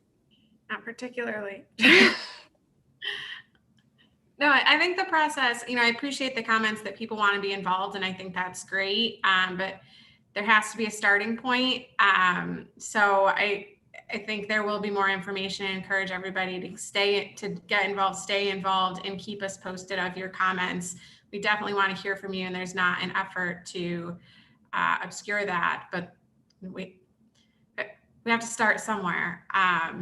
So certainly, I think we can expect and look forward to hearing from you all, but the process so far has been, at least from my perspective, robust and inclusive of comments both from Rochester 2034, as well as the community participation of which we're aware to date, and we'll continue to take that into account. It's a big elephant that we're taking it. It feels like one bite at a time, and I think that makes sense. So I thank you for that organization. I think one of the other things to keep in mind is that, we're all sort of, we're trying to find our way through COVID, and COVID did change how we anticipated the zoning code update process. And so now that we're able to have public meetings, and again, as I mentioned earlier, that will begin with the Zoning Board of Appeals meeting at the end of the month in July. We have an opportunity now to meet with people and to have those personal conversations. And I think those of you that have known me for my time here in Rochester know that my preference is obviously to meet people in person. So I think we're all looking very much forward to that. Jill, I'm sorry, I have to leave for another Zoom meeting, different group. But if I could have a big ask of the city, if the city could somehow link, when you do a search on the city's website for zoning alignment project, you don't get anything. So is there a way to make that connection? Because I think, to go back to that issue of transparency and an opportunity for more of the community to get educated about it and take advantage of the opportunities to give input, would be nicer to have that link, so it just dumps you to the website or refers you over, would be, I think, appreciated by many people. Absolutely. I still have some connections in IT, so we'll see if how that can be done. Yeah, and we are staff so frustrated with our own website. It's something that we all have been pushing at our communications office to get improvements on. It's bad, but if you Google it, you should be able to get to it pretty quickly if you Google it. Yeah, maybe Jill, you can pull some link more easily. I like to joke that our website is full of opportunities, and it is. And so that's just another opportunity, Kim, and I thank you so much for bringing that to our attention. We are constantly going to rochesterzap.com, not thinking about how perhaps it doesn't link directly with the city website. So thank you. We will get on that, and we will take care of that. Thank you very much. Thank you. Kim, appreciate it. Can we support that by dialing 311 and asking for that to support this process, because it's a communication issue. Sure. Yeah, absolutely. So that being said, I guess, we're continuing to take in comments. So please very much provide those to us. I want to chat a little bit about process, because this is going to be, you're in it for the long haul. And ultimately what will happen is that draft code will go before City Planning Commission for a recommendation, and it will ultimately be voted on by City Council. So there are plenty of opportunities between now and that point to comment, whether it be in writing, or again, we're going to start those in-person meetings very soon. So I encourage everyone to continue to do that. And again, I thank you all so very much for coming and taking your time and meeting with us on a beautiful summer night. And as I said earlier, it's going to be snowing in a couple months. So remember that when your air conditioning stops. But thank you again. And from the bottom of my heart, this has truly been a wonderful experience. And I had a great time tonight. And I want to direct special attention to our leader here, Anna Keller. She did a fantastic job leading us and getting us through this. And people joke that Zoom meetings are oftentimes a seance. I think that's 100% true, but we had a great time and it was fantastic. So Anna, thank you 1,000 times. And everyone have a really good evening, and we will see you all soon. Thank you, Jill and Anna.